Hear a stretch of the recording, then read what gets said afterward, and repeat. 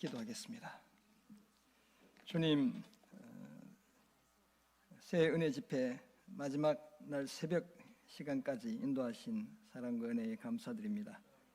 이 아침 주시는 말씀을 따라 진리를 깨닫게 하시고 우리 삶을 주도하시는 하나님을 만나는 은혜의 시간 되게 도와 주옵소서. 부족한 점 다시 한번 순전한 말씀의 도구로 주님 사용해 주옵소서. 감사드리며 예수님의 이름으로 기도드립니다. 아멘. 할렐루야.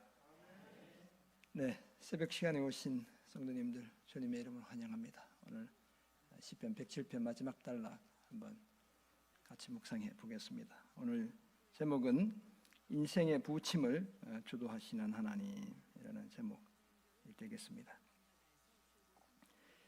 해마다 연말이 되면 언론에서 그 해를 참 다사다난했던 해였다라고 말합니다. 일도 많고 탈도 많았던 그런 한 해라는 뜻이죠. 그런데 이 다사다난했던 한 해가 늘 반복되는 것, 그것이 우리 인생입니다. 시간의 폭을 아예 확 줄이면 어떻게 보면 매일의 삶이 다사다난하다라고 진단할 수 있겠습니다. 수시로 좋은 일과 굳은 일이 반복됩니다. 중세의 유명한 신학자 토마스 아퀴나스는 은혜는 자연을 폐기하지 않고 오히려 완성한다라고 말했습니다. 인간은 처음부터 자연 세계에 속한 존재이기에 아무리 심오한 영적 체험을 한다 해도 자연 상태에서 완전히 벗어날 수 없습니다. 하나님의 형상과 모양대로 창조된 인간 또한 자연의 일부이기 때문에 그렇습니다. 당연히 자연의 법칙과 그 힘의 지배를 받고 살게 되죠. 그래서 성도들도 세상의 길흉 화복으로부터 자유롭지 못합니다. 생로병사의 과정을 거치며 늘 부침을 거듭하는 인생을 살아가야 합니다. 니체나 쇼펜하우어 같은 허무주의자들은 이런 인생을 바라보며 신, 구원, 진리 같은 절대 가치 또는 절대 권위는 존재하지 않는다고 말했습니다. 삶 전체를 무의미한 몸짓이나 발버둥 정도로 치부한 것이죠. 반면에 까미나 사르트르 같은 실존주의자들은 삶의 부조리를 인식하고 어떻게든 그것을 가슴으로 부둥켜 안고 살아가야 한다고 말합니다. 구토를 일으키는 그 부조리한 현실도 잘 견뎌야 한다는 것이 실존주의자들의 주장이죠. 하지만 이런 주장들은 우리를 자연 세계 속에만 갇혀 살게 만들죠. 부조리한 현상을 뛰어넘는 초월적 삶으로 우리를 이끌지 못합니다. 따라서 운명을 아예 거부하게 하거나 허무주의자들이 하는 짓이고요. 아니면 운명에 완전히 예속되게 하는 실존주의자들이 만들어내는 풍조죠. 이 두 극단의 삶을 살게 만듭니다. 심하면 죽음을 택하죠. 허무주의자들은. 실존주의자들은 살아도 죽지 못해 비극적으로 살아갈 뿐입니다. 그런데 오늘 본문 시편 107편 33절에서 43절은 부침을 거듭하는 우리 인생을 전혀 다르게 바라봅니다. 인생의 부침 자체를 부정하거나 부인하지 않습니다. 은혜를 입은 하나님의 자녀들도 불신자들과 마찬가지로 세상의 일반적인 법칙 아래 놓여 있음을 여실히 보여주고 있습니다. 굳은 일과 좋은 일이 번갈아 가며 발생하기 때문에 그렇습니다. 그럼에도 불구하고 성도들은 결코 허무주의에 빠지지 않죠. 실존주의적 운명론에 젖어들지도 않습니다. 오히려 인생의 부침을 여호와 하나님이 주도하신다고 고백하며 살아갑니다. 그리고 그 부침을 통해 여호와의 인자하심이 얼마나 크고 위대한지를 깨닫게 되는 것입니다. 이런 내용을 전하는 오늘 본문을 통해 우리는 다음과 같은 몇 가지 사실을 함께 발견하고 은혜 나누겠습니다. 먼저 인생은 불가피하게 부침을 거듭합니다. 목회의 현장이라고 해서 결코 다르지 않고요. 우리 성도님들의 삶의 현장이라고 해서 결코 다르지 않습니다. 둘째, 인생의 부침을 주도하시는 분은 하나님입니다. 높이 좋은 자리에 올라갈 때뿐만 아니라 저 낮은 데 한없이 그곳으로 추락해 갈 때도 그 삶을 주도하시는 분은 여호와 하나님이시죠. 끝으로 지혜자는 인생의 부침 속에서 여호와의 인자하심을 깨닫게 됩니다. 이 세 가지 사실을 한번 말씀을 따라 생각해 보겠습니다. 시인은 시편 107편을 시작하며 여호와께 감사하라 그는 선하시며 그 인자하심이 영원하미로다 라고 노래했습니다. 왜냐하면 여호와께서 사모하는 영혼에게 만족을 주시고 줄인 영혼에게 좋은 것으로 채워주시기 때문이죠. 흑암과 사망의 그늘에서 인도해내시고 얽어맨 줄도 다 끊어주시기 때문입니다. 자신의 말씀을 보내어 고통 중에 있는 백성들을 고쳐주시고 저들을 위험한 지경에서 건져주시기 때문이죠. 뿐만 아니라 어제 보았던 것처럼 질풍노도의 바다에서도 평온함을 주시고 기뻐하는 중에 바라는 항구에까지 인도해 가시기 때문입니다. 이제 이대로 평화로운 삶이 계속 이어간다면 얼마나 좋겠습니까마는 시편이 그렇게 끝나지 않죠. 사실 어제 본문에서 끝나면 그렇구나 이렇게 생각할 텐데 오늘 본문은 또 다른 삶의 모습을 우리에게 보여주는 겁니다. 인생의 또 다른 부침이 반복되고 있습니다. 일상의 새로운 힘겨움이 우리 앞에 놓여 있죠. 굳은 일과 좋은 일이 홀수와 짝수처럼 번갈아가며 빼곡히 들어서 있는 그 삶을 우리는 부정하지 못하고 피하지 못합니다. 이런 인생의 모습을 보여주는 오늘 본문을 통해 다음 같은 몇 가지 사실을 함께 발견해 보겠습니다. 먼저 인생은 불가피하게 부침을 거듭합니다. 떠올랐다 가라앉았다 하는 일들을 반복하는 것입니다. 시편 107편의 마지막 단락인 오늘 본문은 인생이 끊임없는 오르막길과 내리막길의 연속임을 보여주고 있습니다. 제가 교회에서 이제 설교를 한번 하면서도 느꼈고 그 전에도 이렇게 시편이 그냥 32절에서 딱 끝났으면 좋겠는데 33절부터 43절까지 새롭게 막 혼란스러운 내용들이 이 속에 지금 담겨 있는 거예요. 나쁜 일이 생겼다가 좋은 일이 생겼다가 나쁜 일이 생겼다가 좋은 일이 생겼다가 이런 내용이 들어있죠. 이미 구원의 은혜를 경험한 인생이 한결같이 순탄하면 더할 나위 없이 좋을 텐데 그렇지가 못합니다. 오늘 33절 34절이 먼저 그 사실을 말씀하죠. 여호와께서는 강이 변하여 광야가 되게 하시며 샘이 변하여 마른 땅이 되게 하시며 그 주민의 악으로 말미암아 옥토가 변하여 염전이 되게 하시며. 그냥 강물이 흐르고 샘이 솟고 옥토로 그냥 살면 좋을 텐데 다 뒤집어진 상황이죠. 질풍노도의 험한 바다를 지나 평화와 기쁨 속에서 바라는 항구로 인도함을 받은 인생이지만 그 이후의 삶이 결코 호락호락하지 않습니다. 강은 변해 광야가 되고 샘은 변해 마른 땅이 되었습니다. 사람들이 악을 버리지 못해 옥토가 변해 소금밭이 되고 말았습니다. 기근이 심해 마실 물이나 농업 용수가 부족하고 땅은 소돔과 고모라처럼 소금밭으로 변해버려 도무지 수확을 기대하기 어렵습니다. 35절에 따르면 다행히도 그렇게 힘들어하는 그때 다시 광야가 변해 못이 되고 물웅덩이들이 곳곳에 생겨난다는 거예요. 마른 땅이 변해 샘물이 솟아나는 곳이 되죠. 줄인 자들이 거기 살게 되고 그들이 거주할 성읍도 마련됩니다. 밭에 씨를 파종도 하고 포도원을 재배해 풍성한 소출을 거두게 되죠. 복이 얼마나 넘치는지 사람들도 크게 번성하게 되고 저들의 가축은 그 숫자가 전혀 줄어들지 않습니다. 하지만 이런 복된 삶도 그리 오래가지 못하죠. 39절에 이르면 다시 압박과 재난과 우환, 온갖 나쁜 말들이 다 여기 또 들어있어요. 그것들로 인해 사람은 줄고 삶은 비굴하기가 이루 말로 닿을 수 없습니다. 낮추신다. 이것은 비굴한 삶을 살게 하신다는 거예요. 부침이 하도 심해 멀미가 날 정도다. 이렇게 말할 수 있겠습니다. 사랑하는 성도 여러분, 이처럼 우리 인생은 불가피하게 부침을 합니다. 힘겨운 일에서 벗어나 이제 좀 살만하다 싶은데 어느새 또 다른 고난이 우리 곁에 다가와 있습니다. 한시름 들고 두 다리 쭉 뻗고 좀 편하게 자는가 싶었는데 금세 밤잠을 설칩니다. 정도의 차이는 있지만 누구나 다 이런 인생을 살아가고 있습니다. 믿음 좋은 사람이라고 해서 결코 다르지 않습니다.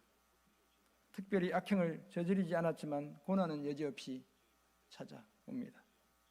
고락이 반복되는 자연 법칙의 지배를 우리는 아무도 피하지 못합니다. 왜냐하면 공중 권세 잡은 악한 영이 여전히 세상에 지대한 영향력을 행사하고 있기 때문입니다. 따라서 인생의 부침은 최후 심판의 날에 사람들을 미혹하는 마귀가 불과 유황못에 던져지기까지 주님 다시 오시고 새로운 주의 나라가 완전히 이루어지는 그날까지 계속 이어질 수밖에 없습니다. 그렇다면 사망과 음부가 불못에 던져지는 그날까지 우리는 길흉, 화복이 반복되는 자연 법칙의 영향으로부터 완전히 벗어나지 못합니다. 그러므로 우리는 인생의 부침을 겪으면서도 의연해야 되겠습니다. 그 속에서 하나님의 뜻을 찾으려는 노력을 중단하지 않아야 합니다. 말씀의 거울에 우리 자신을 비추어 보는 그 일도 계속 이어가야 하고요. 그러다가 혹시 내 안에 죄가 발견된다면 당장 회개하고 돌아서야 합니다. 하나님의 길에서 한참 벗어나 있다면 어서 제자리로 되돌아와야 되겠습니다. 영적 게으름이 만드는 인생의 거친 소용돌이가 우리를 집어삼키지 않게 해야 되겠습니다. 그래야 선하시고 그 인자심이 영원하신 하나님의 참된 구원을 경험할 수 있습니다. 인생의 부침을 통해 오히려 더 겸손한 하나님의 사람들로 세워져 갈 수 있습니다. 이런 성숙한 성도의 삶을 이어가시는 그런 우리 모두가 되기를 주님의 이름으로 축원합니다. 아멘. 오늘 본문에서 발견하는 두 번째 사실로 인생의 부침을 주도하시는 분은 하나님입니다. 제가 설교 여기 와서 지금 6번째 하잖아요. 오늘 했어요. 조금 덜 떨리네요. 네. 제가 뭐 평소 교회에서도 떨면서 설교하긴 하는데 오늘 조금 덜 떨려서 감사합니다. 오늘 보면 40절 42절에 따르면 시인은 여호와 하나님이 주도하시는 인생의 부침 속에서 하나님의 공의와 사랑, 정의와 긍휼을 발견합니다. 이제 우리가 가져야 하는 그 관점도 인갑니다. 40절이죠. 여호와께서 고관들에겐 능력을 쏟아 부으시고 길 없는 황야에서 유래하게 하시나. 이 고관들이라는 말은 귀족들을 가리키는데 잘난 척하고 호사를 누리는 그런 교만한 지도자들을 의미한다. 이렇게 보시면 되겠습니다. 여호와는 저들에게 능력이 쏟아지게 하시고 길 없는 황야 곧 혼돈의 세계를 떠돌아 다니게 하십니다. 저들은 여호와의 말씀을 거역하며 지존자의 뜻을 멸시한 자들인데요. 이번에는 하나님이 그런 자들을 멸시하고 계신 거예요. 반면에 41절에 따르면 겸손한 자들에게는 긍휼을 베푸시죠. 궁핍한 자는 그의 고통으로부터 건져주시고 그의 가족을 양떼같이 지켜주시나니. 아멘. 가난한 자를 고통 곧 가난에서 건져주시고 그의 가족은 목자가 양떼를 돌봄같이 지켜주신다고 말씀합니다. 고통에서 건져주신다는 것은 고통이 감히 범접하지 못하도록 아예 높은 곳에, 고통이 다가서지 못하도록 아예 높은 곳에 자리 잡게 해주시겠다는 그런 뜻이죠. 따라서 저들은 고관들과는 달리 하나님의 은혜를 입은 자들입니다. 이런 일들에 대한 사람들의 반응이 42절에 이어지고 있습니다. 정직한 자는 보고 기뻐하며 모든 사악한 자는 자기 입을 봉하리로다. 정직한 자는 여호와의 도우심과 구원을 인해 기뻐하지만 사악한 자는 여호와의 심판에 대해서도 아무 말도 하지 못하게 된다는 사실을 전하고 있습니다. 사필 귀정이기에 아무런 핑계도 될 수가 없기 때문입니다. 사랑하는 성도 여러분, 인생의 이런 부침을 주도하시는 분이 여호와 하나님인 줄 믿습니다. 오늘 본문에 따르면 공의로우신 여호와는 강이 변하여 광야가 되게 하시고 샘이 변하여 마른 땅이 되게 하시죠. 그 주민의 악으로 인해 옥토가 변해 염전이 되게 하시기도 합니다. 하지만 여호와는 또 광야가 변해 못이 되게 하시고 마른 땅이 변하여 샘물이 되게 합니다. 가난한 사람들을 데려다가 그곳에 살게 하시고 그들이 살아갈 마을을 건축하게 하시죠. 저들이 밭에 파종하며 포도원을 재배해 풍성한 소출을 거두게 하시는 분이 여호와 하나님이십니다. 복을 주셔서 번성하게 하시고 그 가축은 줄어드는 법이 없습니다. 하지만 여호와는 다시 압제와 재난과 우환을 통해 저들의 수를 줄이시고 낮추시기까지 하시죠. 고관들에겐 모멸감을 쏟아부으셔서 길 없는 황야에 유리하게 하십니다. 반면에 다시 한번 궁핍한 자를 고통에서 건지시고 그들의 가족을 양떼같이 지켜주시죠. 이처럼 부침을 거듭하는 인생을 주도하시는 분이 여호와 하나님입니다. 그리고 이 사실이 우리에게 얼마나 위로가 되는지 모르겠습니다. 우리 삶 전체가 하나님의 다스림 안에 있기에 아무리 문제가 커도 우리는 결코 주눅들지 않습니다. 삶의 불확실성으로 인해 두려움에 예속되지 않고요, 과도하게 조바심을 내지도 않습니다. 이제 우리는 부침을 거듭하는 우리 인생의 주도권을 하나님께 내어드리게 되는 것입니다. 길을 잃고 헤매도 짙은 어둠에 갇혀도 몹쓸 병에 걸렸어도 인생의 질풍노도가 아무리 심해도 그 모든 상황을 하나님이 주도하심을 믿습니다. 그 믿음이 우리로 하여금 오늘을 넉넉히 견디게 할 줄 또한 믿습니다. 마침내 하나님이 주시는 진정한 구원을 선물로 받게 하실 줄 믿습니다. 이 확신 가지고 부침을 거듭하는 인생을 살며 하나님이 내 삶 전부를 주도하고 계심을 분명하게 고백하는 그런 우리 모두가 되기를 주님의 이름으로 축원합니다. 아멘. 오늘 본문에서 발견한 마지막 사실로 지혜자는 인생의 부침 속에서 여호와의 인자하심을 깨닫습니다. 그 사실을 43절이 말씀합니다. 우리 같이 한번 읽어보겠습니다. 43절 시작. 지혜 있는 자들은 이러한 일들을 지켜보고 여호와의 인자하심을 깨달으리로다. 아멘. 어떻게 보면 이 43절은 시편 107편 전체의 결론입니다. 히브리어 성경을 보면 43절을 시작하며 질문을 던지고 있어요. 그 질문이 뭔가 하면 누가 지혜로운 사람인가? 이렇게 질문을 던지고 있어요. 그러니까 시편 내용을 반복했잖아요. 그리고 43절에 와서 그렇다면 누가 지혜로운 사람인가? 라는 질문을 던지고 있습니다. 그리고는 정말 지혜롭다면 이러한 일들을 지켜보고 여호와의 인자심을 깨달으라 라고 말하고 있습니다. 부침을 거듭하는 인생을 여호와께서 주도하심을 보고 여호와의 인자심을 깨닫는 자가 지혜로운 자라는 사실을 결론적으로 말씀하고 있습니다. 그러므로 지혜로운 자는 반복되는 인생의 부침 속에서 그것들로 인해 잘 나갈 때도 흥분하지 않고요, 잘 나가지 못할 때도 위축되지 않습니다. 오히려 공정하고 의롭고 자비롭게 그것을 이끄시는 여호와 하나님을 주목하죠. 그리고 그 속에서 여호와의 인자하심, 헤세드, 그 실패가 없는 사랑을 발견하게 되는 것입니다. 성경 중에도 잠언은 특별히 어떤 사람이 지혜로운 사람인지를 잘 말해주고 있죠. 지혜롭게, 공의롭게, 정의롭게, 정직하게 행하는 자가 지혜로운 자입니다. 그런 사람은 교훈을 잘 받아들여 더욱 지혜롭게 되죠. 여호와를 경외하며 거룩한 자를 제대로 알아갑니다. 그렇다면 진정한 예배자로 살며 거룩한 성도의 삶을 살아내는 사람들이 지혜로운 사람인 것입니다. 그리고 하나님이 주도하시는 인생의 부침을 바라보며 여호와 하나님의 인자심을 깨닫는 그 사람이 바로 지혜로운 사람이라고 오늘 시인이 고백하고 있습니다. 따라서 인생의 성공에 취해 마치 내가 그것을 만들어낸 것처럼 교만하게 행하지 않아야 되죠. 잘 나갈 때 교만하지 않습니다. 지혜로운 사람은 때로 맞닥뜨리는 나의 실패가 하나님의 실패는 아니라는 사실을 믿습니다. 길을 잃고 방황하면서도, 짙은 어둠에 갇혀 지내면서도, 죽을 병에 시달리면서도, 질풍노도의 위기 속에서도 여호와 하나님이 나를 이끄신다는 사실을 확신하죠. 바로 그 사람이 지혜로운 사람입니다. 사랑하는 성도 여러분, 결국 우리 인생을 주관하시는 분은 여호와 하나님인 줄 믿습니다. 그래서 우리는 늘 안전한 겁니다. 내가 내 삶을 주도하며 주인 행세하는 바로 그것이 가장 위험한 것이에요.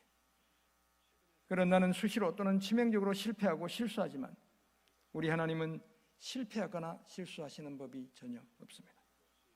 나는 삶에 지쳐 이제는 그만 피하고 싶고 포기하고 싶지만 우리 하나님은 그 어떤 상황도 결코 피하거나 포기하시지 않습니다. 나는 내 문제가 너무 커서 주눅들고 위축되지만 하나님은 그 어떤 문제 앞에서도 단 한 번도 주눅이 들거나 위축되신 적이 없습니다. 왜냐하면 자기 백성을 향한 인자심을 단 한순간도 축소하거나 거두실 수 없기 때문에 그렇습니다. 오히려 항상 선하시고 영원토록 인자하신 분이기 때문에 그런 줄 믿습니다. 따라서 우리는 늘 하나님의 선하심과 인자심을 신뢰하며 살아가야겠습니다.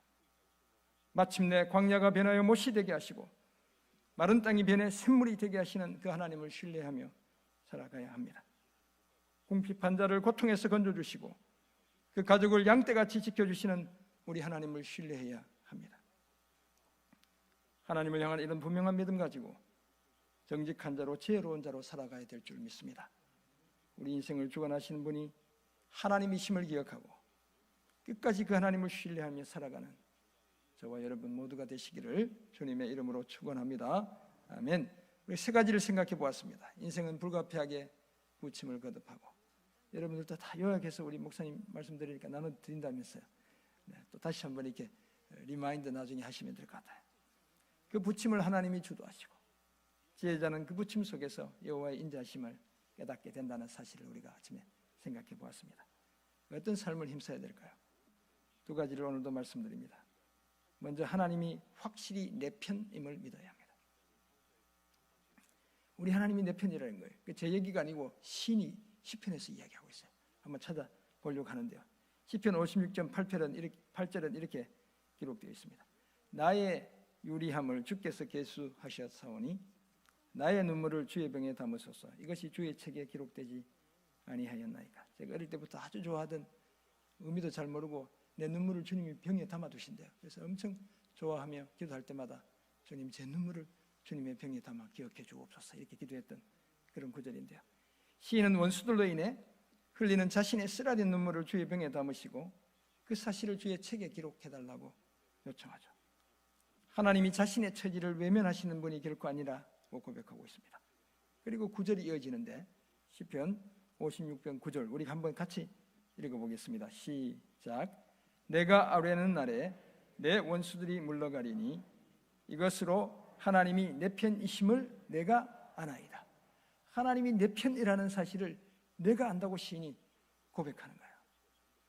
시인이 자신의 원수들이 물러간다고 확신했던 근거가 여기 있죠. 하나님이 확실히 내 편이라는 사실을 알았기 때문입니다. 이처럼 오늘 저와 여러분도 하나님이 확실히 내 편이라는 사실을, 우리 편이라는 사실을 믿어야 될 줄 믿습니다. 여호와 하나님이 언제나 나를 위하시는 분이심을 분명히 고백해야 합니다.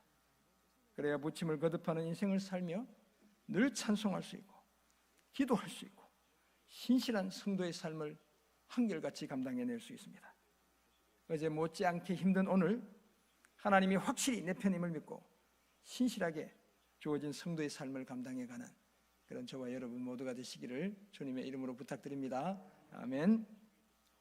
둘째, 은혜에 기대어 살아가야 합니다. 제가 늘 고백하는 저의 고백입니다.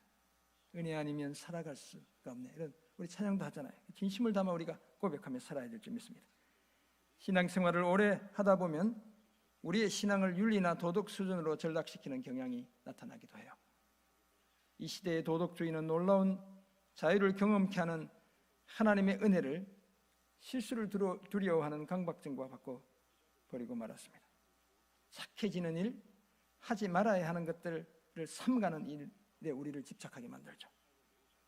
계속 그렇게 살다 보면 결국 우리 스스로 의롭게 될 수 있다는 착각 속에 빠져들게 하는 겁니다. 하지만 성경이 제시하는 신앙은 도덕체계가 아니죠. 그 이상입니다. 참된 신앙은 뜨거운 마음으로 하나님과 하나님의 은혜를 구하는 것, 그것이 참된 신앙인 것입니다. 내 힘으로 잘 살 수 있다고 외치는 것, 그것이 아니에요. 도덕주의는 자기 자신만을 추구하게 하고 자신이 선과 악을 모두 알고 있는 것처럼 행동하게 만듭니다. 그럼 결국 어떻게 됩니까? 공로주의, 율법주의로 전락하게 되고 따라서 하나님도 하나님의 은혜도 필요하지 않다고 말하는 자리까지 나가게 되는 거예요. 하지만 부침을 거듭하는 인생을 살며 우리는 도덕주의가 우리를 살리는 길이 아니라는 사실을 깨닫습니다. 아무리 착하게 살고 법 없이 살아도 고난은 여지없이 우리 곁에 다가옵니다. 해법은 오직 하나님이고 하나님의 은혜인 줄 믿습니다. 그래서 우리는 하나님의 은혜에 철저히 기대어 살아가야 합니다. 그 은혜가 우리를 살리는 유일한 길인 줄 믿습니다. 가장 큰 하나님의 은혜가 우리를 살렸죠. 바로 그 은혜가 예수 그리스도인 줄 믿습니다. 그렇다면 하나님의 은혜, 특별히 예수 그리스도에 기대어 오늘을 살아가는 그런 우리 모두가 되기를 주님의 이름으로 부탁드립니다. 아멘. 스위스의 인격의학자요, 기독교 상담가였던 폴 투르니에라는 분이 있습니다. 제가 나이가 들어가지고 목회하면서 만난 위대한, 이미 돌아가신 분인데 저희 스승이에요. 너무너무 주옥 같은, 이분은 이제 의사 진짜 전문이고 그 다음에 기독교 상담가인데 제가 배워야 될 많은 내용들을 본인이 남긴 책들에 적어두고 있어요. 그래서 제가 어떻게 늙어가야 되는가, 그런 책도 이분이 쓴 책을 통해서 내가 어떻게 나이가 들어가야 되는가, 제가 2년 전에 그런 고민을 했어요. 50대 이제 후반에 앞으로 어떻게 늙어갈까. 이분이 어떻게 늙어야 되는지를 가르쳐 주는데 저희가 그런 생각을 들게 했어요. 젊은 사람들의 빵을 뺏어 먹지 말고 새로운 빵을 만들어내면서 늙어가야 되는구나, 이런 생각을 제가 했습니다. 그래서 목회도 이제 그런 생각을 하면서 섬기고 있습니다. 이분이 쓴 많은 책 중에 그 중에 하나가 인생의 사계절이라는 아주 작은 책자가 있어요. 여기에서 인간의 성장에 중요한 역할을 하는 4가지 요인을 제시하고 있습니다.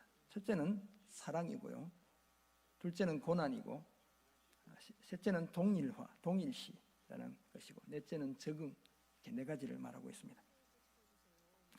자연 법칙에 지배를 받으며 불안과 좌절과 낙원에 대한 향수에 시달리며 살아가는 인류의 해결책이 하나님의 사랑이다, 이렇게 정의하고 있고요.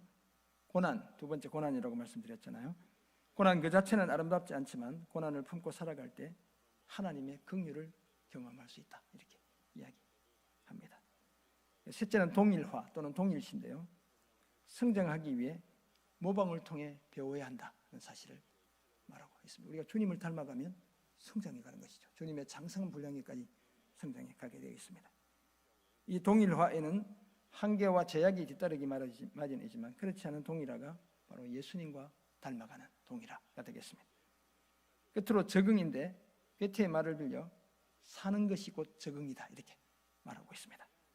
사람들과의 관계 속에서 끊임없이 갈등하며 심지어 때로는 나에게 너무 많은 것을 요구하시는 것 같은 하나님께 가끔씩 저항하며 적응해 갈 때, 하나님의 그 말씀에 결국 순종해 갈 때 우리 사람은 성장해 간다라고 말하고 있습니다. 폴 투르니에는 이처럼 사랑, 고난, 동일화 또는 동일시, 적응을 통해 성장하는 사람들이 인류가 새로운 계절에 진입할 수 있게 한다는 사실을 말해주고 있어요. 그렇다면 부침을 거듭하는 인생을 사는 우리가 취해야 할 삶의 태도인 것이죠.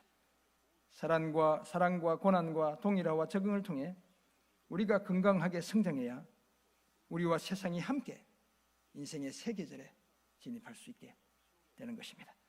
사랑하는 성도 여러분, 우리는 모두 불가피하게 부침을 거듭하는 인생을 살아갑니다. 다행히도 감사하게도 그 부침을 주도하시는 분이 우리 하나님이신 거예요. 얼마나 감사해요. 지혜자는 그런 인생의 부침 속에서 그래서 여호와의 인자하심을 깨닫습니다.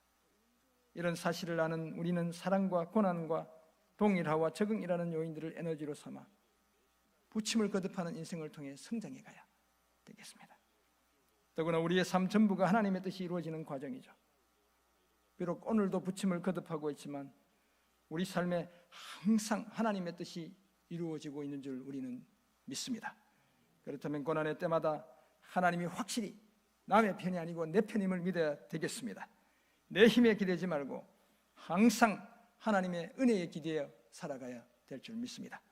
이런 삶을 힘쓰며 마음껏 여호와의 선하심과 영원한 인자하심을 깨닫고 누리며 살아가시는 귀한 성도님들 다 되시기를 주님의 이름으로 축원합니다. 아멘. 기도하겠습니다. 사랑의 주님, 오늘 주신 은혜의 말씀을 기억합니다.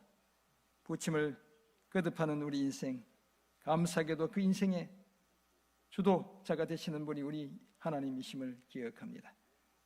주님의 인도하심 따라 그 부침을 거듭해 마침내 주님이 주시는 그 진정한 평화, 빼앗기지 않는 평안, 우리 삶의 풍성히 누리며 살아가는 하나님의 귀한 자녀들 다 삼아 주옵소서.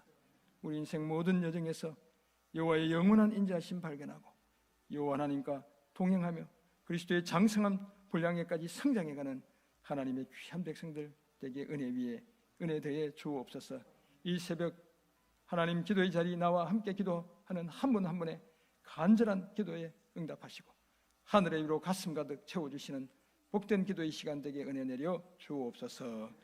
이제는 우리 모두의 영원한 구원의 주 되신 예수 그리스도의 은혜와 그 아들을 우리를 죄와 사망에서 건져내시기 위해 십자가에 내어주신 우리 아버지 하나님의 그 지극하신 사랑하심과 성령 하나님의 위로하시고 교제케 하시며 인도하시는 역사가 부침을 거듭하는 인생의 주도권 하나님께 온전히 내어드리기로 다짐하며 나아가는 하나님의 귀한 백성들 한 분 한 분 이의 그 복된 결심 위에